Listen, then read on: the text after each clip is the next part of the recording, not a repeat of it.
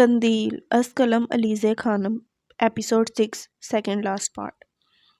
ہلکی ہلکی بارش ہو رہی تھی، ہر طرف ٹھنڈی ہوائیں چل رہی تھیں۔ سعد حاکم کے ہمراہ گاڑی میں بیٹھا ہوا تھا، وہ دونوں کہیں جانے کے لیے تیار تھے۔ حاکم نے سفید رنگ کا کرتا اور شلوار پہن رکھی تھی، ساتھ میں براؤن رنگ کی شال اس کے کندھے پر شان سے پڑی تھی۔ اس کی سیاہ رنگ کی آنکھوں میں ایک عجیب سی کشش تھی، اس کے کالے سیاہ بال جل کے ساتھ کھڑے ہوئے تھے، جبکہ ساتھ وہ بھی سفید کرتے شلوار میں تھا۔ اس کے کرتے پر کئی چھوٹے چھوٹے شیشے لگے ہوئے تھے اور ساتھ میں کالی رنگ کی شال جو اس کی شخصیت کو نکھار رہی تھی۔ اس کی سبز آنکھوں میں صدیوں کی اداسی تھی۔ ہم جا کدھر رہے ہیں یار؟ سعد نے گاڑی سے باہر دیکھتے ہوئے پوچھا تو حاکم نے بولنا شروع کیا، تمہیں پتہ ہے سعد اصل جیت کیا ہوتی ہے؟ سعد نے ناسمجھی سے حاکم کی طرف دیکھا۔ حاکم بالکل ہلکا سا مسکرایا۔ جب آپ اپنے دوست کو کہو کہ تیار ہو جاؤ، کہیں جانا ہے، اور وہ چپ چاپ تیار ہو کر آ جائے بغیر کوئی سوال پوچھے، اور 5 گھنٹوں کے لگاتار ڈرائیونگ کے بعد بھی وہ مطمئن گاڑی میں بیٹھا اور یہ پوچھے، یار ویسے ہم جا کدھر رہے ہیں؟ حاکم کی بات پر سعد مسکرا دیا۔ مسکرانے سے اس کے دائیں گال میں ایک گھرا نمایاں ہوا تھا۔ نہیں، اصل جیت تب ہوتی ہے جب آپ ٹوٹ گئے ہوں، دنیا آپ کو چھوڑ کر چلی جائے، اندھیرا آپ کو کھا رہا ہو، تو ایک دوست اچانک سے آ جائے، بغیر کچھ پوچھے گلے لگا کے گھنٹوں آپ کو سنے ہو اور آخر میں کہے، تو فکر کیوں کرتا ہے، میں ہوں نا؟ سعد نے کچھ یاد کرتے ہوئے کہا۔ حاکم نے اپنی شہادت کی انگلی سے چھوٹا سا دل بنایا۔ میں تمہیں ایک کہانی سناؤں سعد؟ حاکم سنجیدگی سے بولا تو سعد پوری طرح حاکم کی طرف متوجہ ہوا۔ ایک کشمیری نوجوان تھا، بہت بولتا تھا۔ اسے ایک روز نیلم ویلی میں ایک لڑکی سے محبت ہوگی۔ اس نے کبھی محبت نہیں کی تھی سعد۔ اس لڑکی کو دیکھتے ساتھ وہ نوجوان اپنا دل ہار بیٹھا۔ ان دونوں کی 2 ماہ میں شادی ہوگی، وہ ایک بہت اچھی زندگی گزار رہے تھے۔ اللہ نے انہیں 2 بیٹوں سے نوازا۔ ایک روز وہ نوجوان کام پر گیا، پیچھے سے اس کی بیوی کو انسان کے روپ میں بھیڑیا کھانے آ گیا۔ بیوی کشمیری تھی، نازک پر بہت ہمت والی۔ وہ بھیڑیے سے بہت لڑی، لڑ کر تھک گئی۔ بھیڑیا اسے کھا نہیں سکا۔ پھر کالے بھیڑیے نے گھر کے ارد گرد آگ لگا دی۔ کچھ ہی پلوں میں ہر طرف آگ ہی آگ ہوگی۔ چھوٹا سا گھر ٹوٹ گیا۔ زخمی لڑکی نے بڑی مشکل سے اپنے وجود کو گھسیٹتے ہوئے اپنے بچوں کو باہر نکالا۔ مدد کے لیے بہت چلائی، ننگے پاؤں وہ کتنے میل چلی۔ ایک دم سے ہلکے جانوروں کا جھنڈ معصوم لڑکی کے پیچھے لگ گیا۔ لڑکی بھاگی، خود کے لیے، اپنے بچوں کے لیے۔ اس نے اپنے ساتھی کو، اپنی محبت کو بہت آوازیں دی، پر وہ نہیں آیا۔ بھاگتے بھاگتے وہ پہاڑ پر چڑھ گئی۔ بچوں کو پہاڑ کی کھردری زمین پر رکھتے وہ آوازیں دینے لگی۔ اسے اپنے شوہر کی گاڑی نظر آئی۔ وہ چلائی، بہت زور سے چلائی۔ شوہر نے اسے دیکھ لیا۔ اس نے اپنی بیوی کو اندھیرے میں دیکھ لیا۔ جانور اس کے بچوں کی طرف بڑھ رہے تھے۔ شوہر نے گاڑی سے پستول نکال کر بہت سے فائر کیے۔ اتنے میں ایک جانور اس کے بچے کی طرف بڑھا۔ وہ زخمی لڑکی اپنے بچوں کو بچانے کے لیے اپنے بچوں کی طرف بھاگی۔ اندھیرے میں اس کا پاؤں پھسلا، ایک دلروز چیخ گونجی، لڑکی پہاڑ سے گر گئی۔ نوجوان وہاں ساکت رہ گیا۔ اس کی دنیا اس کی آنکھوں کے سامنے لٹ گئی تھی۔ وہ چیخا، چلایا، رویا، گر گرایا، پر وہ مر گئی۔ ساتھ میں وہ نوجوان بھی اسی دن مر گیا۔ پھر وہ اپنے بیٹوں کو لے کر کشمیر چھوڑ کر چلا گیا۔ اس نے وہ بھیڑیے کو ڈھونڈا نہیں، وہ جانتا تھا وہ بھیڑیا انسان ہے۔ بھیڑیا ہوتا تو شاید اسے رحم آ جاتا، پر وہ تو انسان تھا نا۔ اس نے اپنا انتقام اللہ پر چھوڑ دیا۔ وہ جانتا تھا اللہ بہترین بدلہ لینے والا ہے۔ حاکم پھیکا سا مسکرایا اور ساتھ میں ہی اس نے گاڑی ایک گھر کے اندر روکی۔ وہ شادی والا گھر تھا۔ اترو، حاکم نے سعد کو باہر کی طرف اشارہ کیا۔ سعد ابھی تک اس کی باتوں کے زیر اثر تھا۔ حاکم آگے آگے چلنے لگا، سعد بھی اس کے پیچھے چلنے لگا۔ کئی لوگ حاکم اور سعد سے گلے ملتے رہے۔ سعد بھی اپنی مخصوص مسکراہٹ کے ساتھ سب سے گرم جوشی سے ملتا گیا۔ پھر وہ دونوں اسٹیج پر جا بیٹھے۔ سعد، آج میرا نکاح ہے، حاکم سعد کے کان کے پاس آہستہ سے بولا۔ سعد نے پھٹی ہوئی آنکھوں سے حاکم کی طرف دیکھا۔ تو مجھے اب بتا رہا ہے؟ سعد دبے دبے غصے میں بولا۔ پہلی ہوتی تو بتاتا نا، یہ تو دوسری ہے۔ حاکم آہستہ سا بڑبڑایا۔ وہ جو مجھے کہانی سنا رہا تھا وہ ہی تھا نا؟ سعد کو نہ چاہتے ہوئے بھی مسکرا کر بات کرنی پڑی، کیونکہ سب لوگ انہی کو دیکھ رہے تھے۔ ہاں، میں ہی تھا حاکم بخت۔ اس دن جب میں تمہارے گھر آیا تھا تب تمہیں اپنی شادی کا کارڈ دینے آیا تھا، پر تمہیں روتا تڑپتا دیکھ کر میں بھول گیا۔ اچھا چھوڑ، دفع کر، بتا تیرے بیٹوں کا نام کیا ہے؟ سعد اور عبدل تو نہیں رکھا کہیں تو نے؟ سعد کو الگ سی خوشی ہو رہی تھی حاکم کے بچوں کا سن کر۔ حاکم نے گہری نظروں سے خوشی سے پاگل ہوتے سعد کی طرف دیکھا۔ نہیں، خلیل اور یوسف، حاکم بول رہا تھا جب سعد ایک دم سے کھڑا ہو گیا۔ سامنے لڑکیوں کے ہمراہ دلہن آ رہی تھی۔ حاکم نے چہرہ اٹھا کر سعد کی طرف دیکھا تو سبز آنکھیں جھپکنا بھول گئی تھی۔ اس کے چہرے پر زندگی لوٹ آئی تھی۔ وہ سانس روکے سامنے سے آنے والی لڑکیوں کو دیکھ رہا تھا۔ سعد نے اسرا کو آج پہلی بار دیکھا تھا۔ وہ اسے دیکھتے ساتھ پہچان گیا تھا۔ وہ لڑکیوں کے ہمراہ چھوٹے چھوٹے قدم اٹھاتی ہوئی آ رہی تھی۔ اس کے سرخ بال کی لٹیں اس کے چہرے پر رقص کر رہی تھیں۔ اس کی شہد رنگ آنکھیں جھکی ہوئی تھیں۔ جب وہ اسٹیج پر آئی تو اس نے نظریں اٹھائیں۔ شہد رنگ آنکھیں سبز آنکھوں سے ملی اور ایک لمحے کو ٹھہر گئیں۔ شہد رنگ آنکھوں میں حیرت کا سمندر ٹھاٹھے مارنے لگا۔ وقت تھم سا گیا اور ارد گرد کا شور خاموشی میں ڈوب گیا۔ سعد نے بے یقینی سے حاکم کی طرف دیکھا۔ اس کی آنکھوں میں ایک طوفان برپا تھا۔ کیا پھر ایک بار اسے دھوکے کی ضرب لگی تھی؟ کیا پھر اس کی محبت کو اس کا دوست لے گیا تھا؟ اس کے حصے کے لوگ کیوں لے جاتے تھے؟ اس سوال نے اس کے دل میں ایک گہری کھائی بنائی تھی جہاں صرف اندھیرا تھا۔ بدگمانی نے پھر سعد کے دل میں ڈیرے ڈال لیے، جیسے کوئی بھیانک سایہ اس کے وجود پر منڈلا رہا ہو۔ اس دفعہ سعد لڑا نہیں تھا، اندر بہت کچھ ٹوٹا تھا۔ جب ایک مضبوط قلعہ منہدم ہو گیا ہو، وہ حاکم سے لڑ نہیں سکا۔ اس کی زبان گنگ ہو گئی، الفاظ اس کے گلے میں پھنس کر رہ گئے۔ اس پر سکتہ طاری ہو گیا، ایک ایسا سناٹا جو موت سے بھی زیادہ خوفناک تھا۔ ایک طرف جان سے پیارا یار تھا جس کے ساتھ بچپن کی یادیں وابستہ تھیں، اور دوسری طرف اس کی محبت جس کے لیے اس نے اپنے خواب سجائے تھے۔ اس لمحے میں سعد کی روح دو حصوں میں بٹ گئی۔ ایک حصہ نفرت سے بڑھ گیا تھا، دوسرے محبت کی تلاش میں سرگرداں تھا۔ اسرا کی آنکھوں میں نمی ابھر آئی، برسوں کی تھکن آنسوں کی شکل میں ڈھل رہی تھی۔ اس کا دل ڈوبنے لگا، سانس رکنے لگی۔ سعد وہ وہاں کیسے آ سکتا تھا؟ یہ کوئی وہم نہیں تھا، نہ ہی کوئی خواب، یہ ایک جان لیوا حقیقت تھی، ایک ایسا سامنا جس سے وہ ہر ممکن حد تک بھاگتی رہی تھی۔ اس نے اپنی کہی باتوں کو یاد کیا، وہ تلخ الفاظ جو اس نے سعد سے کہے تھے۔ اس نے سعد کو چھوڑ دیا تھا ہمیشہ کے لیے، شاید اسی کے لیے۔ اسرا کا دم گھٹنے لگا۔ اسے سبز آنکھوں میں اتلی سرخی کو دیکھا، ان آنکھوں میں ایک قندیل جل رہا تھا، اور اس کی تپش اسرا کے وجود کو جھلسا رہی تھی، جیسے آگ اس کے اندر اترتی جا رہی ہو۔ اس کے ارد گرد کا ماحول منجمد کے وقت تھم سا گیا، اور وہ اس اذیت میں پھنس گئی جہاں سے نکلنے کا کوئی راستہ نہیں تھا۔ اس کی سماعت میں اپنے دل کی دھڑکن کی آواز گونج رہی تھی، ایک تیز بے ترتیب تھاپ جو اس کے خوف اور صدمے کی گواہی دے رہی تھی۔ اس کے ہاتھ بے حس ہو گئے، انگلیاں لرز رہی تھیں، اور اس کا جسم ایک ناقابل بیان سردی سے کانپ رہا تھا۔ اس نے اپنے آپ کو اس لمحے میں قید محسوس کیا، ماضی اور حال کے درمیان پھنسی ہوئی، جہاں اس کے کیے ہوئے تمام فیصلوں کا نتیجہ اس کے سامنے کھڑا تھا۔ نگاہ یار نے کل یوں سنبھل کے دیکھا مجھے کہ تذکرہ بھی نہ ہو اور داستان بھی رہے، نبھا رہا ہے تعلق وہ اس طرح فارس کہ دوستی بھی لگے، عشق کا گماں بھی رہے۔ سعد اسٹیج سے اٹھا اور بڑے بڑے قدموں سے ہال سے باہر نکل گیا۔ اس کا دل بوجھل تھا اور سانس رک سی گئی تھی۔ اس کی سبز آنکھوں میں نمی تیرنے لگی، جیسے وہ اپنے جذبات کو روکنے کی کوشش کر رہا ہو۔ حاکم بھی سعد کے پیچھے اسٹیج سے اٹھا، لیکن اس کے تعاقب میں نہیں گیا۔ اسرا پھولوں سے سجے اسٹیج پر خواتین کی جانب بیٹھ گئی۔ اس کا دل خوف سے دہل رہا تھا، آنسوں کی لکیریں بے دردی سے اس کے گلابی لہنگے میں جذب ہو رہی تھی، جو اس کے ٹوٹے ہوئے دل کی کہانی سنا رہی تھی۔ حاکم مطمئن تھا۔ وہ لوگوں کے ہجوم میں کھڑے قاضی کے پاس گیا۔ اس کے لبوں پر ایک فاتحانہ مسکراہٹ رینگ رہی تھی، گویا اس نے کوئی بڑا کارنامہ سر انجام دیا ہو۔ قاضی نے اسے گرم جوشی سے گلے لگایا، لیکن اس کے چہرے پر الجھن کی لکیریں نمایاں تھیں۔ حاکم چند لمحے کھڑا قاضی سے سرگوشی کرتا رہا۔ اس کی باتیں زہر کی طرح قاضی کے کانوں میں اتر رہی تھیں۔ قاضی کے چہرے کا رنگ فک ہو گیا، آنکھوں میں خوف جھلکنے لگا۔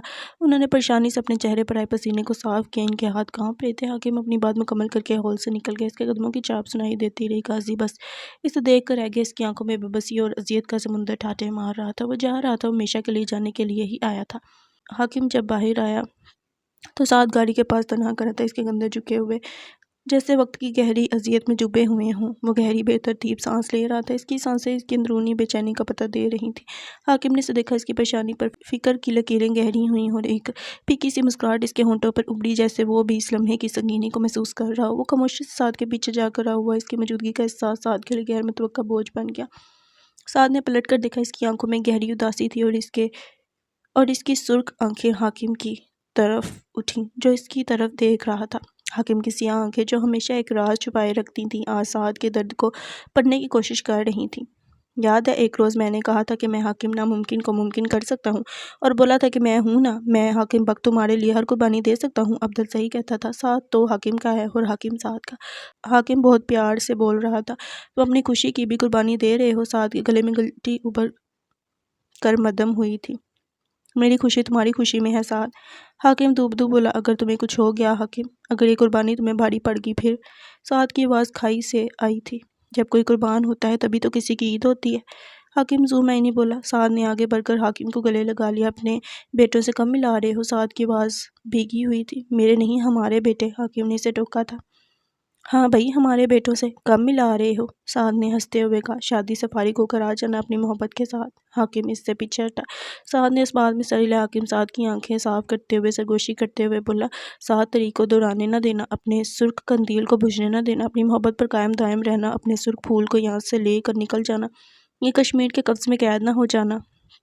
یہ کشمیر محبوب چیزیں کھا جاتا ہے، رات کے اندھیرے اور دن کے اجالے کے کھیل میں نہ آنا، یہاں جگہ جگہ وحشی بھیڑیے ہیں، کشمیر کے حدود میں اپنی محبت سے دستبردار نہ ہونا۔ سعد اسے توجہ سے سن رہا تھا اور اس بات میں سر ہلا گیا۔ اب جاؤ اندر، باقی قاضی دیکھ لے گا۔ حاکم نے اس کا راستہ چھوڑا۔ سعد اندر کی طرف بڑھا، اس کے قدموں کی چاپ سنائی دیتی رہی۔ حاکم بھی دوسری طرف بڑھ گیا، اس کی نظریں دور افق پر جمی ہوئیں۔ اچانک سعد کسی گہری سوچ میں ڈوب کر واپس مڑا۔ ایک لمحے کی ہچکچاہٹ کے بعد اس نے بے اختیار حاکم کو پکارا، حاکم!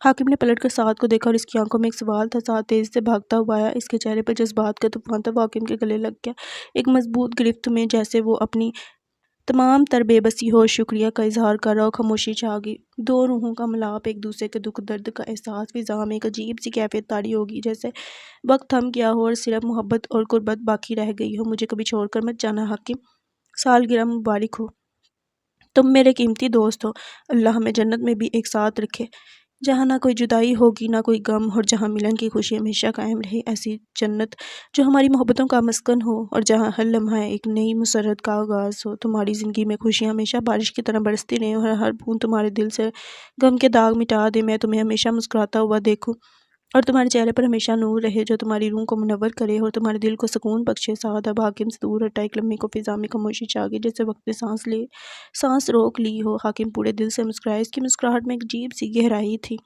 جیسے برسوں کی تکن دور ہو گئی ہو۔ اسے آج یاد نہیں تھا کہ آج اس کی سالگرہ ہے، لیکن اس کی مسکراہٹ میں ایک نئی شگفتگی تھی، جیسے زندگی نے اسے ایک نیا تحفہ دیا ہو۔ تمہیں یاد تھا آج میری سالگرہ ہے؟ تمہیں لگتا ہے میں بھول سکتا ہوں؟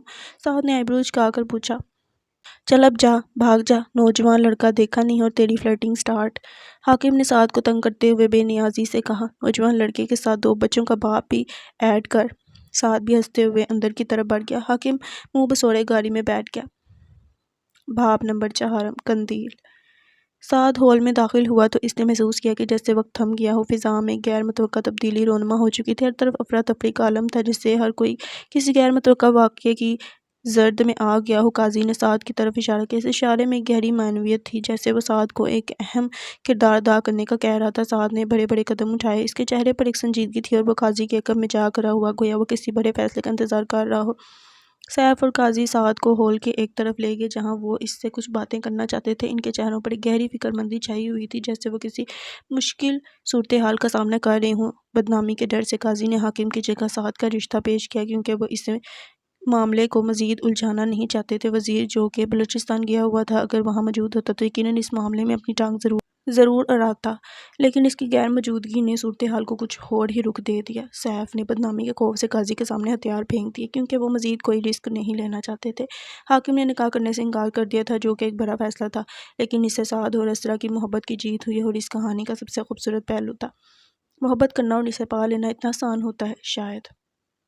حنان اور حنزہ کا نکاح پڑھا جا چکا تھا اور خوشیوں کا سیلاب ہر طرف امڈ آیا تھا۔ شادیانے بج رہے تھے اور دلہن کی آنکھوں میں محبت اور مسرت کی چمک دینی تھی۔ کشمیر کی وادی میں ٹھنڈی ہوا چل رہی تھی، جیسے فطرت بھی اس خوشی میں شریک ہو۔ ہلکی ہلکی بوندا باندی نے اس تقریب کو مزید دلکش بنا دیا تھا اور فضا میں ایک خاص قسم کی مہک بسی ہوئی تھی، جو محبت اور امید کی کہانی سنا رہی تھی۔ سعد کو اسرا کے ساتھ بٹھایا گیا تھا اور اسرا کا دل خوف اور امید کے ملے جلے جذبات سے بری طرح دھڑک رہا تھا۔ سعد کی نگاہیں اسرا کے چہرے پر جمی ہوئی تھی اور اس سے لگا کہ جیسے دنیا اور آخرت کی تمام خوشیاں اسی لمحے میں اسی دنیا میں سمٹ آئی ہوں۔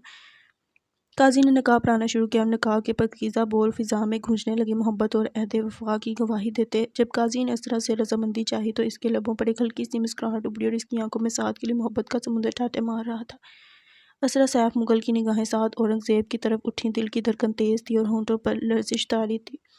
کیا وہ اس رشتے کو قبول کرے گی؟ سوال نے اس کے وجود میں ہلچل مچا دی تھی۔ اسرا سیف مغل، کیا آپ کو سعد اورنگزیب سے 2 لاکھ سکہ راج الوقت کے عوض نکاح قبول ہے؟ الفاظ فضا میں گونجے اور سب کی نظریں اسرا کے جواب کی منتظر تھیں۔ اس کی آنکھوں سے آنسوؤں کی لڑی بہہ رہی تھی، جو اس کے جذبات کی گواہی دے رہی تھی۔ قبول ہے، اس نے ٹوٹے ہوئے الفاظ میں کہا۔ اس کی آواز میں ایک عجیب سی کیفیت تھی۔ پھر وہی سوال دہرایا گیا اور اسرا نے ایک بار پھر ٹوٹے ہوئے لہجے میں جواب دیا۔ تیسری بار اس کا لہجہ تھم گیا اور اس کے اندر کا طوفان کسی حد تک پرسکون ہو گیا تھا۔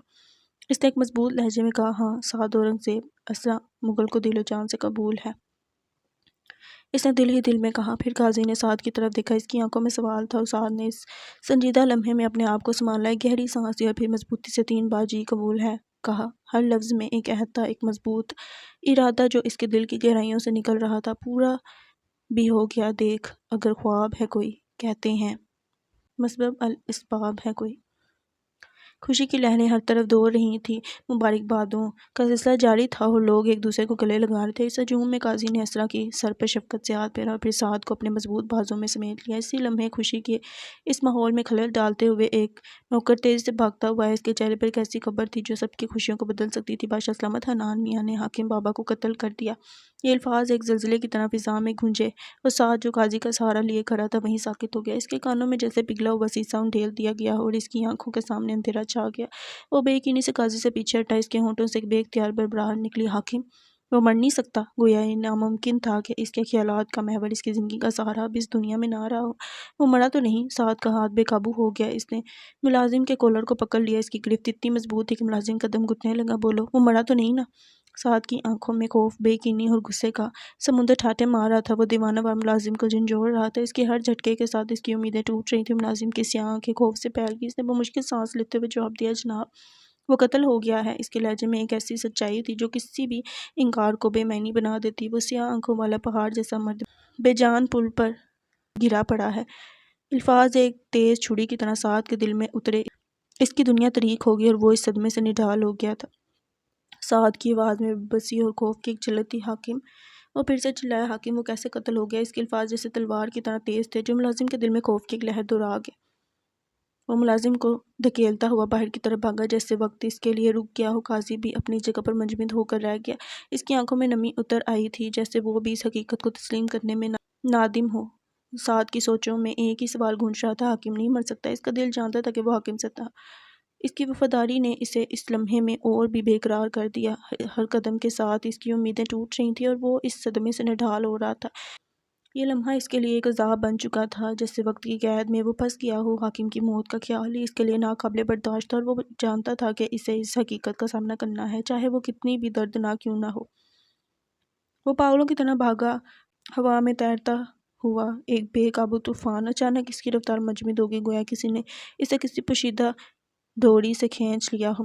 اس کی آنکھوں میں اداسی کا ایک گہرا سمندر اتر آیا، ایک ایسی اداسی جو زمین پر گھری ہوئی زنجیروں کی طرح اس کے پیروں سے لپٹ گئی تھی۔ حاکم جو ابھی کچھ لمحے پہلے اس کے ساتھ تھا، زمین پر بے حس و حرکت پڑا تھا۔ وہ ٹھیک تھا، وہ زندہ تھا، اس کے لہجے میں ایک اعتماد تھا، لیکن اب حاکم کی آنکھیں بے نور تھیں، اس میں زندگی کی کوئی رمق نہیں تھی۔ اس کی سینے پر گولیوں کے گہرے زخم تھے جو اس کے دل کو چھلنی کر گئے تھے۔ اس کا سفید کرتا جو کبھی پاکیزگی کی علامت تھا، اب خون سے لت پت تھا، گویا سرخ رنگ کے پھولوں سے ڈھکا ہوا ہو۔ سعد نے من بھاری ہوتے قدموں کو بمشکل اٹھایا، ہر اٹھاتے قدم پر اس کا صبر ٹوٹ رہا تھا۔ پھر وہ حاکم کے پاس زمین پر بیٹھ گیا، حاکم اٹھو نا پلیز، حاکم دیکھو نا میں ہوں، حاکم پلیز اٹھ جاؤ ورنہ میرا دل پھٹ جائے گا۔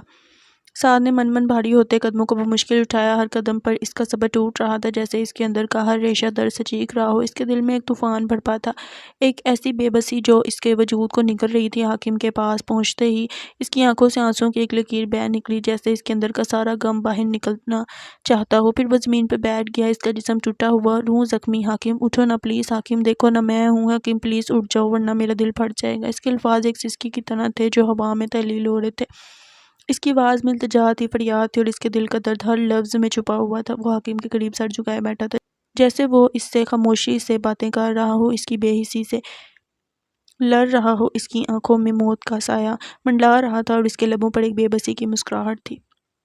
حاکم کے چہرے پر ہلکی سی مسکراہٹ، ایک ایسی مسکراہٹ جو موت کی سرد مہری سے بھی زیادہ اذیت ناک تھی۔ سعد کا دل درد سے پھٹ رہا تھا، آنسوؤں کی ندیاں بہہ رہی تھیں، لیکن حاکم ساکت تھا۔ حاکم تمہیں اپنے بیٹوں کا واسطہ، پلیز اٹھ جاؤ۔ سعد کی التجائیں فضا میں گونج رہی تھیں مگر کوئی جواب نہ تھا۔ آہ اللہ، میں یہ بوجھ کیسے اٹھاؤں جس کو اٹھانے کی مجھ میں طاقت نہیں رہی۔ آہ اللہ، میری کمر ٹوٹ گئی، میرا حوصلہ صبر سب ٹوٹ گیا، میں بکھر گیا۔ اللہ، میں سعد اورنگزیب مر گیا۔ وہ روتے ہوئے اپنا سینہ پیٹ رہا تھا، جیسے اس کا وجود بھی موت کی تاریکی میں گم ہو گیا ہو۔ قاضی نے درد کی شدت سے نڈھال ہوتے ہوئے سعد کو حاکم کے بے جان وجود سے دور کیا۔ سعد لڑکھڑاتے قدموں سے اٹھنا چاہ رہا تھا، پر اس کی ٹانگوں میں جان نہیں تھی۔ اس نے دھندلی آنکھوں سے ارد گرد نظریں گھمائیں، جیسے شکست خوردہ سپاہی میدان جنگ میں اپنے زخموں سے چور ہو کر اپنے انجام کو دیکھ رہا ہو۔ ہلکی ہلکی بارش حاکم کی موت کا بیان کر رہی تھی۔ فضا میں ایک اداسی چھائی ہوئی تھی جو ہر سو پھیلی ہوئی تھی۔ ہوا میں نمی تھی اور ہر طرف خاموشی کا راج تھا، بس بارش کے قطرے تھے جو حاکم کی موت پر آنسو بہا رہے تھے۔ فضائیں اعلان کر رہی تھی کہ حاکم نہیں رہا، ایک ایسا اعلان جو سناٹے میں گونج رہا تھا اور ہر دل پر ایک گہرا صدمہ چھوڑ گیا تھا۔ سعد آنسوں سے دھندلی ہوتی نظروں سے کیسے دور کی طرف دیکھا جہاں کوئی تسلی دینے والا ہاتھ نہ تھا۔ اس نے اپنے ذہن کی باریک راہداریوں میں جھانکا اور ماضی کی تصویریں اس کے سامنے ابھرنے لگیں۔ اس نے اس خوفناک منظر کو اپنے دماغ میں دوبارہ تخلیق کرنا شروع کیا۔ حاکم کی شان و شوکت والی گاڑی کو حنان نے روکا تھا۔ حاکم مطمئن سا گاڑی سے اترا۔ حنان کا غصہ آتش فشاں کی طرح پھٹ پڑا اور اس نے حاکم کی گریبان کو پکڑ لیا۔ حاکم موت کے سائے میں بھی ایک عجیب سی خاموشی اور بے عزتی سے کھڑا تھا۔ حنان نے اس کے چہرے پر 2 تماچے رسید کیے جن سے اس کے ہونٹ لہولہان ہو گئے، لیکن حاکم کی آنکھوں میں نہ خوف اور نہ ہی درد کا کوئی نشان۔ حنان جو اب صبر کی آخری حد کو چھو رہا تھا نے اپنی ضد سے مجبور ہو کر ریوالور نکالا۔ فضا میں گولیوں کی بوچھار ہوئی اور حاکم گر گیا تھا، کبھی نہ اٹھنے کے لیے۔ جو ہم پہ گزرے تھے رنج سارے، جو خود پہ گزرے تو لوگ سمجھے، جب اپنی اپنی محبتوں کے عذاب جھیلے تو لوگ سمجھے، وہ جو درختوں کی چھاؤں میں سے مسافروں کو اٹھا دیا تھا انہی درختوں پر اگلے موسم، جو پھل نہ اترے تو لوگ سمجھے۔ اس ایک کچی سی عمر والی کے فلسفے کو کوئی نہ سمجھا، جب اس کے کمرے سے لاش نکلی، خطوط نکلے تو لوگ سمجھے، وہ خواب تھے ہی چنبیلیوں سے۔ سو سب نے حاکم کی کر لی بیعت۔ پھر ایک چنبیلی کی اوٹ میں سے جو سانپ نکلے تو لوگ سمجھے، وہ گاؤں کا ایک ضعیف دہقہ سڑک کے بننے پہ کیوں خفا تھا، جب ان کے بچے جو شہر جا کر کبھی نہ لوٹے تو لوگ سمجھے۔ مغرب کا وقت تھا اور فضا اداس تھی۔ حاکم کا جنازہ اٹھایا جا رہا تھا، ہر طرف غم کی کیفیت طاری تھی۔ لوگوں کا ایک چمکفیر اس آخری سفر کا گواہ بننے آیا تھا۔ جنازے میں شامل ہونے والوں میں ہر طبقے کے لوگ شامل تھے۔ سعد جو کبھی اس حاکم کا دایاں بازو تھا، آج پہلی صف میں کھڑا نماز جنازہ پڑھ رہا تھا۔ اس کے دل میں ایک گہرا خلا تھا، ایک ایسا خلا جو اس کے سب سے بڑے سہارے کے جانے سے پیدا ہوا تھا، وہ سہارا جو اب ٹوٹ چکا تھا۔ جنازہ اٹھنے کو تھا جب سعد نے پلٹ کر دیکھا، اس کی آنکھیں پتھرا گئیں، حیرت و صدمے کی ملی جلی کیفیت میں۔ اس کے پیچھے ایک جمگفیر تھا، لوگوں کا ہجوم۔ یہ وہی لوگ تھے جو کل تک نظر نہیں آئے تھے۔ کہاں تھے وہ جب اس کے حاکم کو کشمیر کے گلستان میں بے دردی سے قتل کیا جا رہا تھا؟ کہاں تھے وہ جب موت کا سناٹا اس کے دل پر چھایا ہوا تھا؟ اس کے بعد ایک لمحے کے لیے سبز آنکھیں بوڑھی آنکھوں سے ٹکرائیں۔ سعد کا حوصلہ ٹوٹ گیا، جیسے کسی نے اس کی رگوں سے خون کھینچ لیا۔ وہ لوگوں کو دھکیلتا ہوا ان کے درمیان سے راستہ بناتا ہوا بوڑھی آنکھوں والے شخص کی طرف بڑھا اور اس کے گلے لگ گیا۔ آنسوؤں کا سیلاب تھا جو تھمنے کا نام نہیں لے رہا تھا۔ اس لمحے میں نفرت، غم اور بے بسی کی ایک گہری لہر تھی۔ عبدل، حاکم چلا گیا۔ عبدل، ہماری بالا ٹوٹ گئی۔ عبدل نے سعد کو اپنے سینے سے لگا لیا۔ دونوں کا غم ایک دوسرے سے بڑھ کر تھا۔ سعد کی آنکھوں سے آنسوؤں کی لڑی بہہ رہی تھی اور اس کا دل درد سے بھرا ہوا تھا۔ تم کہاں تھے عبدل؟ اتنی دیر کوما میں رہے؟ دیکھو ہمارا باغ اجڑ گیا۔ سعد نے روتے ہوئے عبدل کو شکایت کی۔ کاش تم ہوتے تو یہ سب نہ ہوتا۔ سعد نے سسکیوں کے درمیان کہا، ہم نے بہت کچھ کھو دیا عبدل، تم نے ہمیں چھوڑ دیا اور سب کچھ بدل گیا۔ ہم نے کتنے وعدے کیے تھے عبدل؟ سعد نے کہا۔ اس کی آواز ٹوٹ رہی تھی۔ اب سب ادھورے رہ گئے ہیں۔ عبدل جو ہمیشہ باتیں کرنے والا تھا آج خاموش تھا۔ اس کی زبان پر جیسے قفل لگ گئے تھے۔ سعد اور عبدل کا دکھ کسی لفظ میں سما نہیں سکتا تھا۔ صبر کا کوئی بھی لفظ ان کے زخموں پر مرہم نہیں رکھ سکتا تھا۔ میں نے حاکم کو فی امان اللہ نہیں کہا تھا عبدل، میں نے اسے اللہ کے سپرد نہیں کیا تھا۔ دیکھو وہ مر گیا عبدل۔ سعد کی آواز ہچکیوں میں ڈوب گئی۔ عبدل بھی کئی پل روتا رہا۔ اس کے آنسوؤں کی لکیریں اس کے گالوں پر چمکی جیسے وقت نے ان پر منجمد ہو کر ہمیشہ کے لیے نقش بنا دیا ہو۔ پھر جنازہ کو سعد اور عبدل نے کندھا دیا۔ اس کے قدم لڑکھڑا رہے تھے جیسے وہ ایک بھاری بوجھ اٹھائے ہوئے ہوں جو انسان انہیں ہر مشکل میں کندھا دیتا تھا۔ آج جب وہ دنیا سے رخصت ہو رہا تھا تو عبدل اور سعد کے کندھے اس پہاڑ جیسے ساتھی کو کندھا دینے سے لرز رہے تھے۔ ان کے دل غم سے بھرے ہوئے تھے اور آنسو نے ان کی آنکھوں کو دھندلا دیا تھا۔ وہ اپنے دوست کی جدائی کا درد محسوس کر رہے تھے اور ان کے کندھوں پر اس کا بوجھ ہمیشہ کے لیے نقش ہو گیا تھا۔ حاکم کی تدفین کے بعد مجلس برپا کی گئی۔ سعد نے عبدل کو واپس پنجاب روانہ کیا جہاں حاکم کے بیٹے تنہا تھے۔ خود سعد نے اسرا کے ساتھ پنجاب جلد آنے کا وعدہ کیا تھا۔ قاضی نے سعد کو وہاں سے جانے کا حکم دیا اور ساتھ ہی اسرا کو بھی ساتھ لے جانے کی ہدایت کی۔ سعد غصے سے بے قابو تھا۔ اس کے دل میں حاکم کے خون کا بدلہ لینے کی آگ بھڑک رہی تھی۔ قاضی نے اسے تسلی دی کہ وہ حاکم کی موت کا بدلہ ضرور لے گا کیونکہ حاکم محض سعد کا بھائی دوست تھا، پر قاضی یحییٰ کا وہ بیٹا تھا۔ اسرا کو رخصت کرنے کے بعد سعد اور اسرا کشمیر کی وادی میں واقع پرسکون گھر میں ٹھہر گئے۔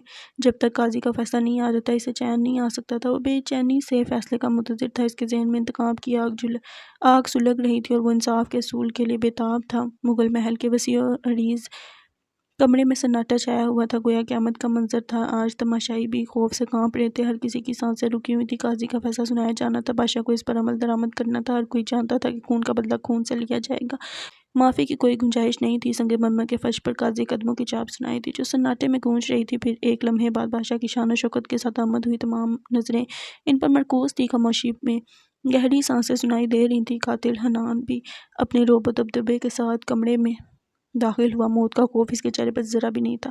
بادشاہ نے اپنے بیٹے کو حسرت بھری نگاہ سے دیکھا، پر انہی نظروں سے قاضی کی طرف دیکھا۔ التجا اس کی آنکھوں میں آتی کہ انصاف کا ترازو جھکے گا یا پھر قسمت کا فیصلہ سنایا جائے گا۔ حنان نے پورا قصہ بیان کیا جو اس کے اندر کے غم اور غصے کی گواہی دے رہا تھا۔ اس نے اپنی بہن کے ساتھ ہونے والی بے عزتی کا بدلہ لینے کے لیے اقدام اٹھایا تھا۔ حاکم نے اس کی بہن کی عزت کو تار تار کیا تھا، اسے دلہن بنا کر چھوڑ دیا تھا۔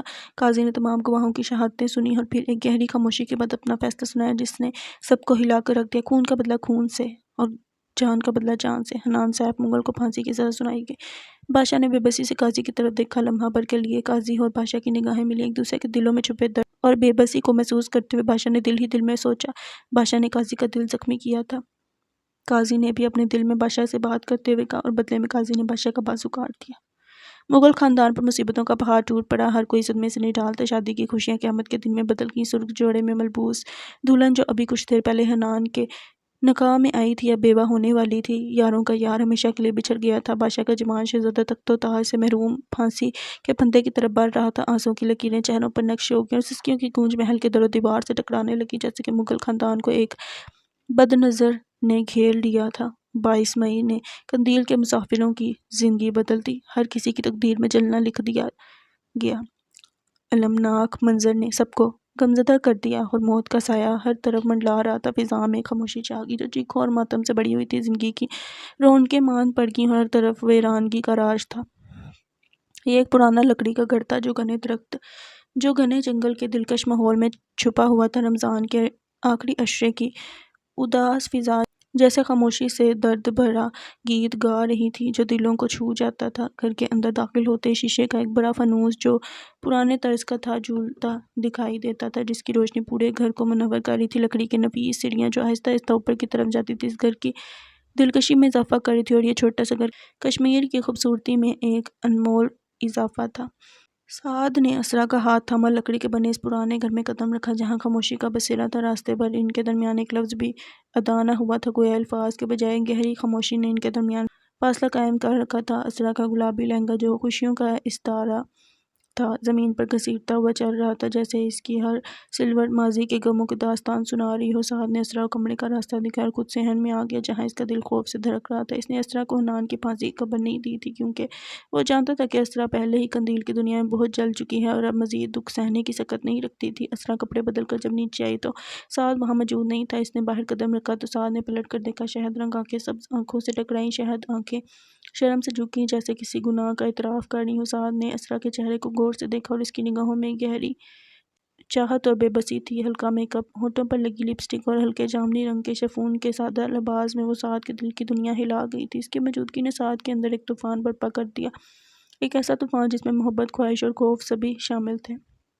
سعد نے نظریں پھیر لی جیسے وہ کسی گہری سوچ میں گم ہو گیا ہو۔ اسرا نے ہمت کر کے نظریں اٹھائیں تو دیکھا کہ سعد دور کھڑا جیسے کسی گہری کھائی میں جھانک رہا ہو، کسی غیر مرئی نقطے کو گھور رہا ہو۔ اسرا جانتی تھی کہ حاکم کا قتل ہوا ہے، اور یہ بھی جانتی تھی کہ حاکم سعد کے لیے کیا حیثیت رکھتا تھا۔ اس کا دل خوف سے لرز رہا تھا، وہ ڈرتے ڈرتے آگے بڑھی، اس کے قدم آہستہ آہستہ اٹھ رہے تھے جیسے پتھروں پر چل رہی ہو۔ اس کی آنکھیں بھیگ رہی تھیں، آنسو اس کی پلکوں پر موتیوں کی طرح چمک رہے تھے۔ وہ سعد سے کچھ کہنا چاہتی تھی، اسے دلاسا دینا چاہتی تھی، لیکن الفاظ اس کے گلے میں ہی اٹک کر رہ گئے۔ اس نے ہمت کر کے سعد کے کندھے پر ہاتھ رکھنا چاہا، لیکن اس کا ہاتھ ہوا میں ہی رہ گیا۔ اس نے آنکھیں رگڑیں، آنسوؤں کو پونچھا اور پلٹنے لگی۔ ابھی اس نے صحن سے باہر قدم رکھا ہی تھا کہ سعد کی آواز گونجی۔ سعد چلتا ہوا اس کی طرف آیا، بے اختیار اسرا کے گلے لگ گیا۔ اسرا کو لگا جیسے کسی سایہ دار درخت نے اسے اپنے آغوش میں لے لیا ہو، جیسے قندیل کے جلنے کی مدت پوری ہو گئی ہو۔ آنسو بے اختیار بہنے لگے، غم کا سیلاب امڑ گیا۔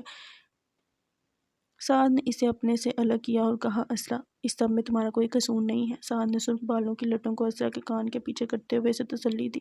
اس کے لہجے میں گہری ہمدردی تھی، جیسے وہ اس کے ہر درد کو محسوس کر رہا ہو۔ سعد اورنگزیب کے پاس بھی آج کوئی لفظ، کوئی مرہم نہیں تھا۔ وہ جانتا تھا کہ اسرا اور اپنے دل پر رکھنے کے لیے کوئی لفظ نہیں ہے جو اس کو تسلی دے سکے۔ ایسا کوئی تریاق نہیں تھا جس سے سعد کے ٹوٹے ہوئے دل کو صحت یابی مل پاتی۔ سعد کے پاس خود کے لیے کوئی مرہم، تریاق یا دم نہیں تھا جو وہ خود پر آزماتا، پر اسرا کے دل کو سکون بخش سکتا تھا۔ اس نے اسرا کو گلے لگایا ہوا تھا اور ساتھ ہی اس نے اسرا کے بالوں پر ہونٹ رکھ دیے، گویا وہ اس لمحے میں اس کے درد کو محسوس کر رہا تھا۔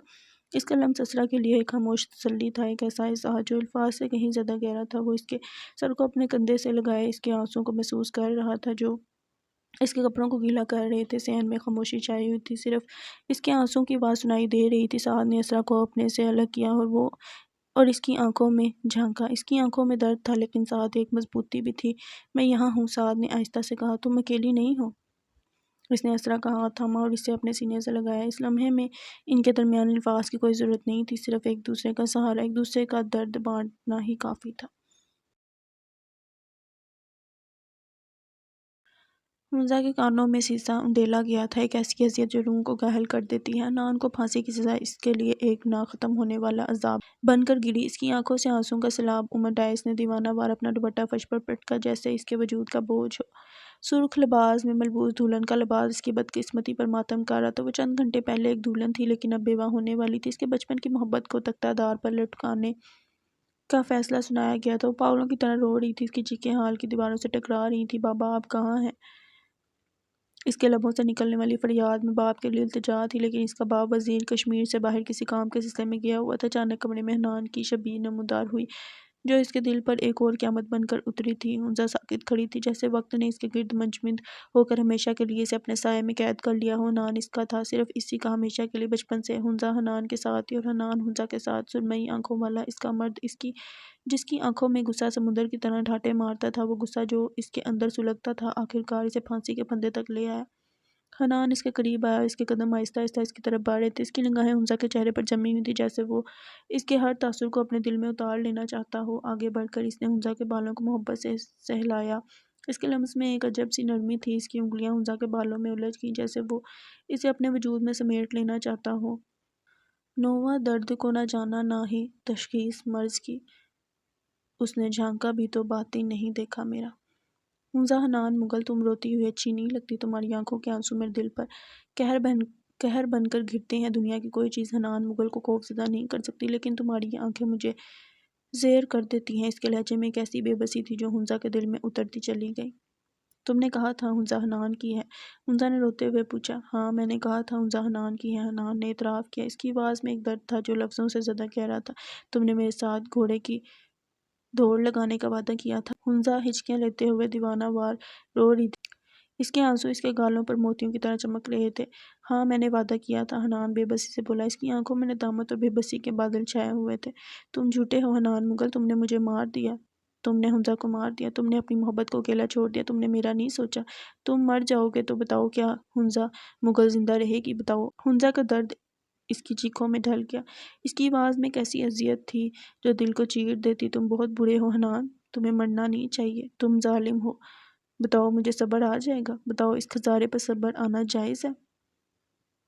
میں چاہتی ہوں کروں عشق دوسرا تجھ سے، مگر تم پہلے مجھے پہلے سے رہائی دے۔ کسی کا بچھڑے نہ یوسف بغیر کرتا دیے، کسی یعقوب کو واللہ نہ یوں جدائی دے۔ حنزہ بہت برے طریقے سے رو رہی تھی۔ اس کے آنسو اس کے چہرے پر بہہ رہے تھے جیسے ایک طوفان ہو جو کبھی تھمنے کا نام نہیں لیتا۔ حنان نے اسے اپنے میں بھینچ لیا، اس کے بال سے ہلاتا رہا اور اس کے دل میں ایک گہرا درد تھا جو اس کی روح کو چھلنی کر رہا تھا۔ ہم ملیں گے حنزہ، حنان نے ایک امید سے کہا۔ حنزہ نے سر اٹھا کر حنان کی آنکھوں میں دیکھا۔ کب؟ بہار میں۔ حنان پھیکا سا مسکرایا۔ بہار کب آئے گی حنان؟ حنزہ نے بے بسی سے کہا۔ مصروف مسافر تھے مگر راہ میں بچھڑے، ہم پہلی دفعہ عالم ارواح میں بچھڑے۔ جب ہم ملیں گے، ابھی تو خزاں ہے لیکن تم مرجھانا مت، ہم اگلی دنیا میں ملیں گے، مجھے اپنے گناہوں کی سزا اسی دنیا میں مل جائے گی، پھر ہم دونوں ملیں گے اور اس بار وقت تھم جائے گا، میں تمہارے ہر آنسو کا مداوع کروں گا، ہر زخم پر مرہم بنوں گا۔ تب میں حنان مغل اپنی ہنزا کو کبھی نہیں چھوڑ کر جاؤں گا۔ حنان نے محسوس کیا کہ ہنزا بے ہوش ہو کر اس کے بازو میں جھول گئی تھی۔ مسز ہنزا، یہ شاید آخری ملاقات تھی آپ سے، آپ بہت ظالم ہیں، آخری الوداع بھی نہ کہا۔ وقت آپ کے زخموں پر مرہم رکھے گا۔ میں چاہتا ہوں کہ آپ دنیا کی رنگینیوں میں کھو جائیں اور حنان مغل کو بھول جائیں۔ میں ایک برا خواب تھا، آپ ایک اچھی زندگی جئیں، زندگی بھر میرے نام پر بیٹھی نہ رہیں، آپ میری مشکل ترین الوداع ہے۔ گلاب ہاتھ میں ہو، آنکھ میں ستارہ ہو، کوئی وجود محبت کا استعارہ ہو، کبھی کبھار اسے دیکھ لیں، کہیں مل لیں۔ یہ کب کہا تھا کہ وہ خوش بدن ہمارا ہو۔ حنان ہنزا کو بستر پر لٹا رہا تھا، پھر اس نے گہری نظروں سے اپنی دلہن کو دیکھا جو بے خبر گہری نیند میں سو رہی تھی۔ حنان مغل کو موت کا کوئی خوف نہیں تھا، لیکن زندگی میں پہلی بار ہنزا کی اس حالت کو دیکھ کر اس کی آنکھیں بھیگ گئیں۔ اس نے ہنزا کے ماتھے پر محبت کی پہلی اور آخری مہر دی اور وہاں سے اٹھ کھڑا ہوا۔ اس کا دل گھبرا رہا تھا۔ پریتم کا کوئی دوش نہیں ہے، یہ تو ہے نردوش۔ عدالتیں تھیں، تغافل تھا، رنجشیں تھیں، مگر بچھڑنے والے میں سب کچھ تھا، بے وفائی نہ تھی۔ بچھڑتے وقت ان آنکھوں میں تھی ہماری غزل، غزل بھی وہ جو کبھی کسی کو سنائی نہ تھی۔ حنان مغل کمرے سے نکل گیا تھا، ہنزا کی زندگی میں کبھی نہ واپس آنے کے لیے۔ اسرا کا دل بے چین تھا، عید میں 2 دن باقی تھے اور ہلکی بارش ہر چیز کو دھو رہی تھی۔ وہ باہر بارش کو دیکھ رہی تھی، لکڑی کے گھر پر پانی کی بوندیں گر رہی تھیں جو ایک حسین منظر پیش کر رہی تھیں۔ وہ گہری سوچوں میں گم تھی، ماضی کے دریچوں سے جھانکتی ہوئی شاید آنے والے دنوں کی خوشیوں کا تصور کر رہی تھی۔ اوپر والے کمرے میں سعد راکنگ چیئر پر بیٹھا کھڑکی سے باہر بارش کو دیکھ رہا تھا۔ بارش کی ہلکی فوارے سے ماضی کی یادوں میں لے گئی۔ جب اسے عبدل اور حاکم کے ساتھ گزارے ہوئے لمحات یاد آئے، وہ اس وقت میں جی رہا تھا جہاں ہنسی مذاق اور دوستی کی خوشبو اب بھی موجود تھی۔ سعد اپنے بیڈ پر لیٹا فون پر مصروف تھا، تبھی اسکرین پر عبدل کا نام جگمگایا۔ سعد نے کال اٹینڈ کرکے فون کان سے لگایا۔ ہیلو، دوسری جانب سے بہت دھیمی آواز آئی۔ سعد: ہاں عبدل، کیا ہوا ہے؟ تم ٹھیک ہو؟ سعد نے فکر مندی سے پوچھا۔ عبدل نے اداسی سے کہا۔ سعد کو تجسس ہوا۔ عبدل، تم ٹھیک تو ہو نا؟ تمہیں کیا ہوا ہے؟ سعد عبدل کے لہجے سے پریشان ہوا۔ ہاں میں ٹھیک ہوں۔ اچھا پھر تم اداس کیوں ہو؟ سعد نے پھر پوچھا۔ میری دوسرے نمبر والی گرل فرینڈ نے مجھے تیسری بار بلاک کر دیا ہے۔ عبدل کی بات سن کر سعد نے گہرا سانس لیا۔ اچھا ٹھیک ہے، ہم آ رہے ہیں، تم باہر ملو گھر سے، کہہ کر سعد نے کال ڈسکنیکٹ کر دی۔ تھوڑی دیر بعد وہ تینوں کار میں تھے۔ حاکم ڈرائیونگ سیٹ سنبھالے ہوئے تھا جبکہ سعد عبدل کے پاس بیٹھا تھا۔ کہاں چلنا ہے؟ سعد نے پوچھا۔ حاکم نے گاڑی ایک کیفے کی طرف موڑی۔ نہیں، ہم کیفے نہیں جا رہے، سعد نے حاکم کو گاڑی موڑتے دیکھ کر کہا۔ پھر کہاں چلنا ہے؟ حاکم نے بریک پر دباؤ ڈالتے ہوئے پوچھا۔ ہم کسی چائے کی ٹپری پر چلتے ہیں، سعد نے مشورہ دیا۔ عبدل نے زور سے جوتا سعد کے پیر پر مارا۔ کیا مسئلہ ہے؟ سعد نے اپنے پیر کو سہلاتے ہوئے غصے سے پوچھا۔ تم نے کیوں منع کیا اسے کیفے جانے سے؟ عبدل جو کب سے چپ بیٹھا تھا کبھی کے ساتھ بولا۔ کیوں، تم نے دینے تھے پیسے اتنی مہنگی کافی کے؟ تم اپنے بریک اپ کے غم میں 7 سے زیادہ کافی پی جاتے ہو اور بل ہم میں سے کسی ایک کو بھرنا پڑے گا کیونکہ تم تو بل بھرو گے نہیں۔ تم تو آج بہت زیادہ غم میں ہو نا؟ سعد نے گھورتے ہوئے کہا۔ تم پیسے دیتے بھی نہیں، عبدل نے منہ پھیلا کر کہا اور سعد کی طرف سے رخ بدل کر باہر روڈ پر نظریں جما لی۔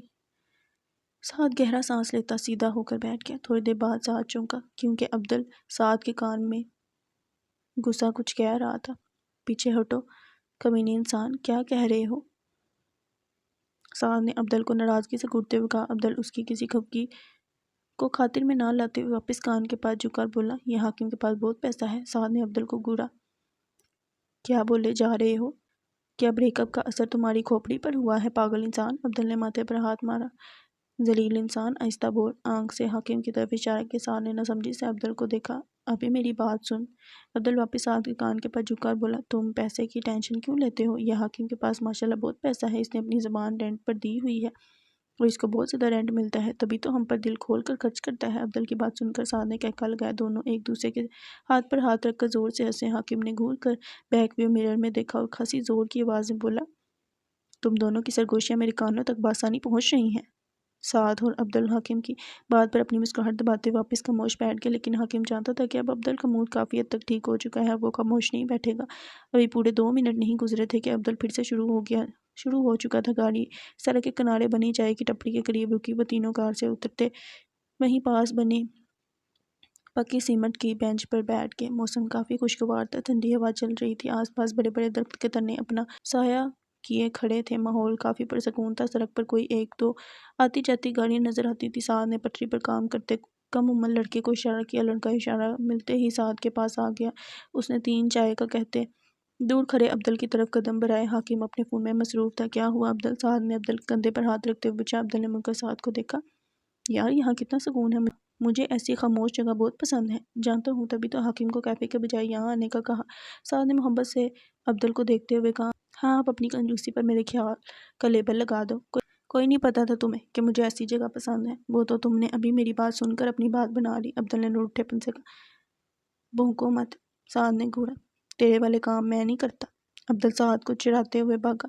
سعد بھی عبدل کے پیچھے بھاگا۔ عبدل قہقہ لگاتے ہوئے بھاگ رہا تھا۔ دور بیٹھا حاکم دونوں کو بچوں کی طرح لڑتے قہقہ لگاتے دیکھ رہا تھا۔ وہ منظر اتنا خوبصورت تھا۔ حاکم نے بے اختیار ہمیشہ ایسے ہی خوش رہنے کی دعا کی۔ حاکم کی جیب میں فون تھرتھرایا، جیب سے فون نکالا، کان سے لگاتا مصروف ہو گیا۔ وہاں 2 بائیک پر 4 کم عمر نوجوان لڑکے کھڑے فوٹو بنا رہے تھے۔ عبدل سعد سے بھاگتا ہوا غلطی سے پیچھے کھڑے لڑکوں میں سے ایک سے ٹکرایا۔ لڑکے نے غصے میں عبدل کا گریبان پکڑ لیا اور مارنے کو مکا تنا۔ سعد نے برق رفتاری سے نوجوان لڑکے کے ہاتھ کو تھاما اور عبدل کی گریبان کو اس کی گرفت سے نکالا۔ عبدل کچھ کہنے ہی لگا تھا، اتنے میں وہ چاروں لڑکے عبدل اور سعد کو مارنے کے لیے آگے بڑھے۔ حاکم کال ختم کرتا فون جیب میں ڈالتا پیچھے پلٹا اور اس کی نظر سامنے کافی دوری پر ان سب پر گئی جہاں وہ دونوں ان 4 لڑکوں کو پٹنے میں مصروف تھے۔ حاکم برق رفتاری سے عبدل اور سعد کی طرف بڑھا۔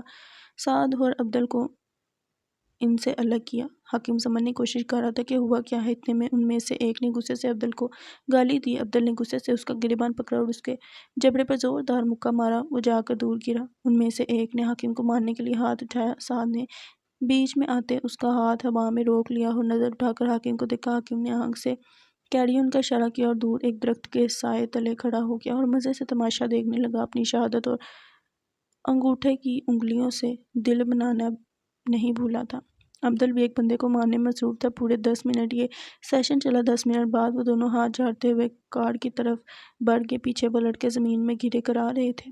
کار میں بیٹھتے ہی حاکم نے دونوں کو کھا جانے والی نظروں سے گھورا۔ سعد نے تھوڑی دیر پہلے ہونے والا واقعہ دہرایا۔ عبدل تم کب بڑے ہوگے؟ ابھی سعد اور میں نہ ہوتے تو تم جانتے ہو کیا ہوتا؟ حاکم نے غصے سے عبدل کو جھڑکا۔ تم تو وہاں دل ہی بنا رہے تھے۔ عبدل نے دل ہی دل میں کہا۔ عبدل گردن جھکائے بیٹھا بیزاری سے سب سن رہا تھا۔ وہ جانتا تھا کہ حاکم کو اس کی بہت فکر ہے۔ اور تم سعد تم سے مجھے یہ امید نہیں تھی۔ حاکم دبے دبے غصے میں بولا۔ اگر غلطی میرے دوست سے ہوئی ہے تو قصور غلطی کا ہے۔ سعد ہلکا سا بولا۔ ضروری نہیں ہر بار خون کا بدلہ خون سے لیا جائے، گالی کا بدلہ گالی سے لیا جائے، معاف کرنا سیکھو۔ حاکم انہیں سمجھا رہا تھا۔ اچھا وہ اسے مارتے اور میں تماشا دیکھتا؟ سعد بھی دب دب بولا۔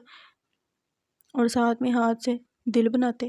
عبدل نے دل ہی دل میں کہا، پھر خود ہی چہرہ جھکا کر ہنس دیا۔ ہاں مار لیتے، کتنا کو مار لیتے آخر؟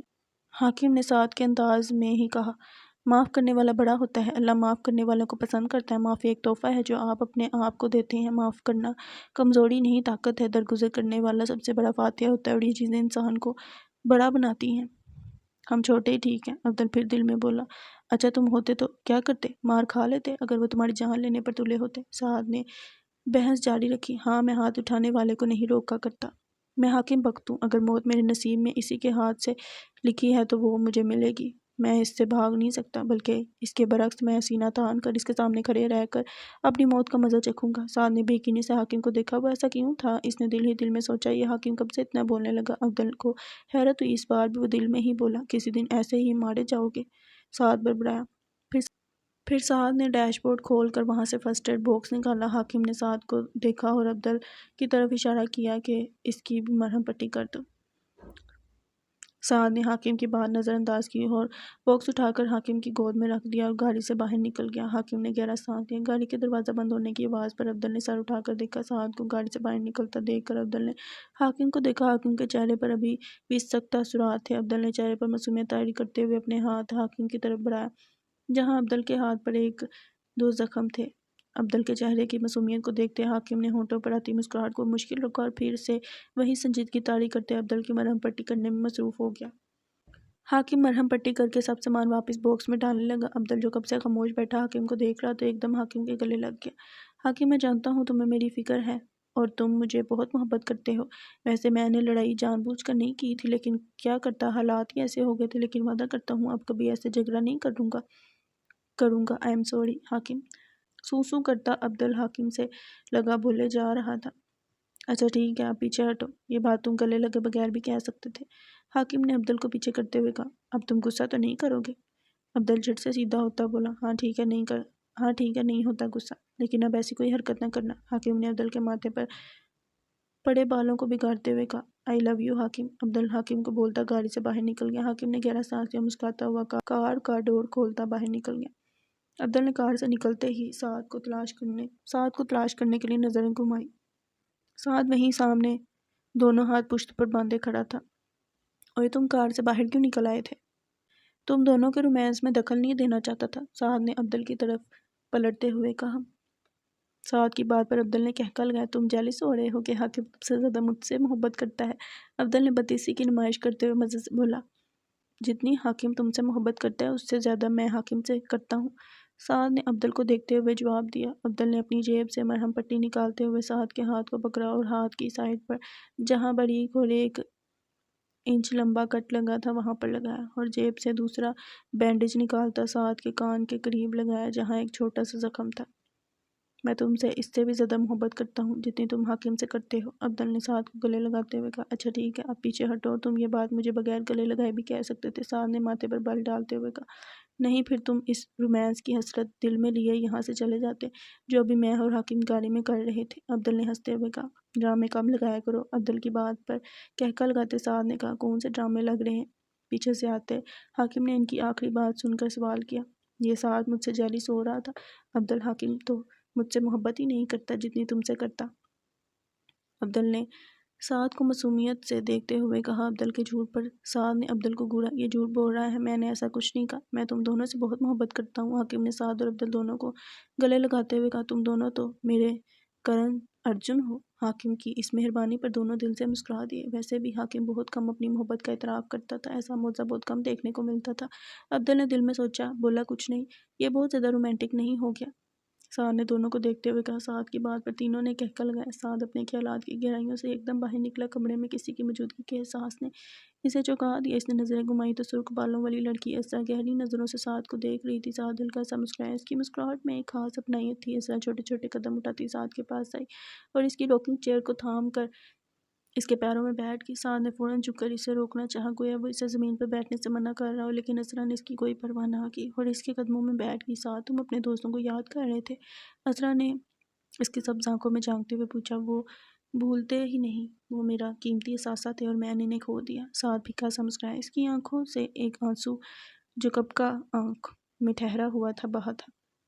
اسرا خاموش ہوگی، تم نیچے مت بیٹھو اسرا، سعد نے پہلو بدلا۔ اسرا نے سعد کی بات نہیں سنی تھی۔ سعد، مجھے تمہارے علاوہ کسی کا نہیں ہونا تھا۔ اسرا کی آنکھیں بھیگ رہی تھیں۔ دیکھو ہم اب ساتھ ہیں اسرا، سعد نے پیار سے کہا، پر ہمارے ساتھ نے کسی کی جان لے لی، اسرا بے بسی کے ساتھ بولی۔ تقدیر ایک ایسا نوشتہ ہے جسے بدلنا ناممکن ہے، اور تقدیروں سے نہ ہی تو بھاگا جا سکتا ہے اور نہ لڑا۔ یہ قندیل کی دنیا ہے اور ہم اس کے اہم کردار، قندیل کی دنیا میں اس کے مسافروں کا جلنا ان کی تقدیر میں لکھ دیا گیا ہے۔ سعد نے اسرا کے چہرے کو ہاتھوں کے پیالے میں بھرتے ہوئے کہا، یہ کیسی دنیا ہے سعد، اس کے کیسے اصول ہیں؟ قندیل کے اس سفر میں اگر ہم بجھتے ہیں تو بیکار ہوتے، اور اگر ہم جلتے ہیں تو ہر چیز کو جھلسا دیتے۔ اسرا کی آنکھیں بھیگنے لگی۔ زندہ وہی رہے گا جو مر جائے گا، اور مرے گا وہی جو جلے گا۔ وہی حقیقی محبوب ہے جو درد میں جیے گا، اور وہی حقیقی عاشق جو محبت میں مر جائے گا۔ سعد نے ذومعنی کہا۔ اسرا کو اس کی بات سمجھ نہیں آئی تھی۔ ازل سے محبت کے دشمن ہے دنیا، کبھی تو دو دلوں کو ملنے نہ دے گی، بچا کے رکھے گی سبھی الجھنوں سے، تمہیں بیسیوں کی گھنی چھاؤں دے گی، مجھے چاہے کچھ بھی زمانہ کہے گا، میں تیرے بازوں میں سوئی رہوں گی۔ سعد نے اسرا کا ہاتھ تھام کر اپنے دل کے مقام پر رکھا۔ اس دل کی حاکم ہو تم، یہ تمہارا ترجمان ہے، یہاں تم بغیر اذیتوں کے تاعمر حکومت کر سکتی ہو۔ سعد نے دوسرے ہاتھ سے اسرا کے آنسو پونچھتے ہوئے کہا۔ سعد، تم پیروں میں رکھو تو میں مٹی، تم سر پر پہنو تو میں تاج، اسرا نے اس کی سبز آنکھوں میں دیکھتے ہوئے کہا۔ وہ جب اس کے سامنے ہوتا تھا وہ بس اسی کو دیکھا کرتی تھی۔ وہ سرخ بالوں والی لڑکی سرخ جھنڈی تھی، اور وہ سبز آنکھوں والا سبز جنگل سرخ جھنڈی کی تقدیر میں سرخ قندیل کی طرح جلنا لکھا تھا اور سبز جنگل پر سفید دھند کے بادل چھائے تھے۔ سعد تم مجھے کبھی چھوڑ کر نہ جانا پلیز، اسرا نے آنکھیں رگڑتے ہوئے کہا۔ نہیں جاؤں گا، وعدہ رہا، سعد نے نرمی سے کہا۔ سعد تمہیں معلوم ہے کہ تمہارا نہ ہونا مجھے اندر سے جھلسا دیتا ہے، بالکل ایک جلتی ہوئی قندیل کی مانند۔ تم بس کبھی مجھے چھوڑ کر نہ جانا ورنہ میں تم سے ناراض ہو جاؤں گی، شاید ہمیشہ کے لیے تمہارے بغیر میں خود کو کھویا ہوا محسوس کرتی ہوں، جیسے رات کی تاریکی میں روشنی کی تلاش۔ اسرا کی آنکھوں میں سرخی اتر آئی۔ نہیں جاؤں گا، وعدہ رہا، سعد بس اتنا ہی کہہ سکا۔ جب تم آؤ گے مجھے کھویا ہوا پاؤ گے، میری وحشت میں تنہائی کے سوا کچھ بھی نہیں۔ میرے کمرے کو سجانے کی تمنا ہے تمہیں، میرے کمرے میں کتابوں کے سوا کچھ نہیں۔